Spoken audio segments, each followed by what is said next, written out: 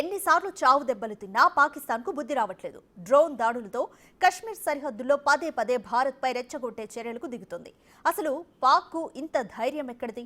శత్రు దేశానికి ఇన్ని వందల డ్రోన్లు ఎక్కడి నుంచి వస్తున్నాయి అనే ప్రశ్నలకు వినిపిస్తున్న ఒకే ఒక్క సమాధానం టర్కీ. టర్కీ ఇచ్చిన డ్రోన్లతోనే భారత్పై దాడులకు తెగబడుతోంది పాకిస్తాన్. అసలు ఈ రెండు దేశాల మధ్య ఉన్న సంబంధాలేంటి? భారత్ చేసిన సహాయాన్ని కూడా మరిచి టర్కీ పాక్కు ఎందుకు ఆయుధాల సహాయం చేస్తోంది?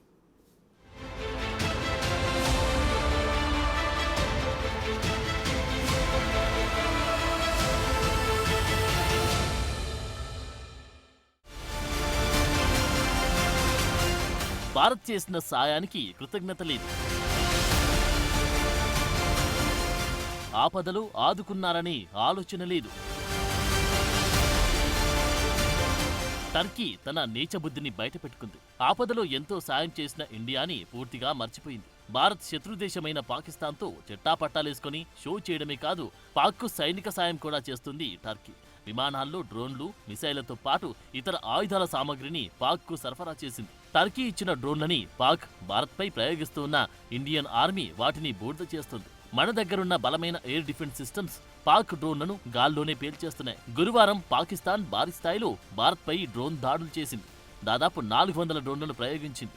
వాటన్నిటినీ భారత్ కూల్చేసింది. ఆ శకలాలను పరిశీలించగా అవన్నీ టర్కీ మేడ్ డ్రోన్లని తేలింది. అయితే 2023లో టర్కీలో భూకంపం వచ్చి ఆ దేశం పూర్తిగా నష్టపోయింది. ఆ సమయంలో ఆపరేషన్ దోస్త్ పేరిట భారత్ ఆర్మీని పంపి $8,45,000 విలువైన సామాగ్రిని అందజేసి రక్షణ చర్యలతో ఆదుకుంది. భారత్ చేసిన సాయాన్ని మరచి టర్కీ పాకిస్తాన్కు సాయం చేయడంపై విమర్శలు వస్తున్నాయి. చేసిన సాయానికి కృతజ్ఞత చూపకపోయినా పర్వాలేదు, కానీ ద్రోహం చేయడం ఎంతవరకు కరెక్ట్ అనే ప్రశ్నలు వస్తున్నాయి. ఇప్పుడు టర్కీ చేస్తుంది అదే. ఆ దేశంలో భారీ భూకంపం సంభవించినప్పుడు సాయం ప్రకటించిన తొలి దేశం భారత్. ఆపరేషన్ దోస్త్ పేరిట భారీగా మానవతా సాయాన్ని అందించింది. బాధితులకు ఆహారం, మందులు సరఫరా చేయడానికి ప్రత్యేకంగా కిసాన్ డ్రోన్లను పంపింది ఇండియన్ గవర్నమెంట్. అప్పుడు మనం మానవత్వాన్ని చూపితే దాన్ని మరచి భారత్పై దాడికి పాకిస్తాన్కు డ్రోన్లను పంపింది.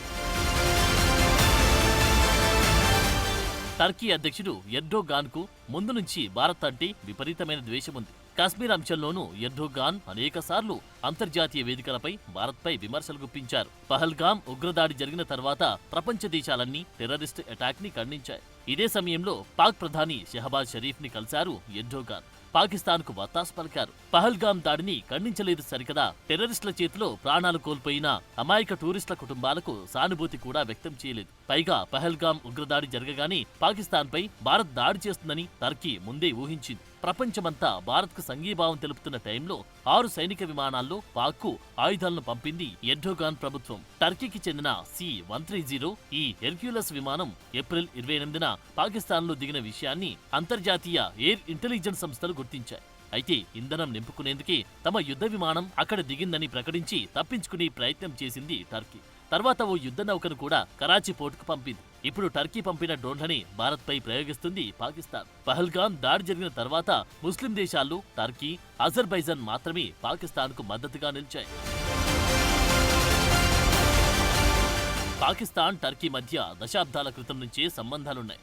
టర్కీ స్వాతంత్ర్య యుద్ధం సమయంలో ప్రస్తుత పాకిస్తాన్ ప్రాంతంలోని వారు ఒట్టోమన్ సామ్రాజ్యానికి ఆర్థిక సాయం అందించారు. ఈ సాయమే టర్కీలో పాకిస్తానీలపై సానుకూల దృక్పథాన్ని సృష్టించిందంటారు. పైగా రెండు దేశాలు ముస్లిం బహుళ జనాభా కలిగి ఉన్నాయి. బ్రిటిష్ రాజులోని ముస్లింలు ఒట్టోమన్ సుల్తాన్ను ఇస్లాం ఖలీఫాగా గౌరవించారు. ఇది రెండు దేశాల మధ్య మతపరమైన సంబంధాలు బలపరిచింది.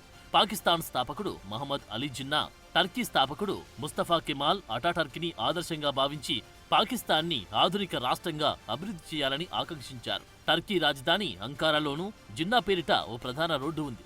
అలాగే పాకిస్తాన్లోనూ అటాటర్క్ పేరిట రోడ్లున్నాయి. పాక్లో ఒట్టోమన్ శైలిలో టర్కీ ఓ మసీదును కూడా నిర్మించింది.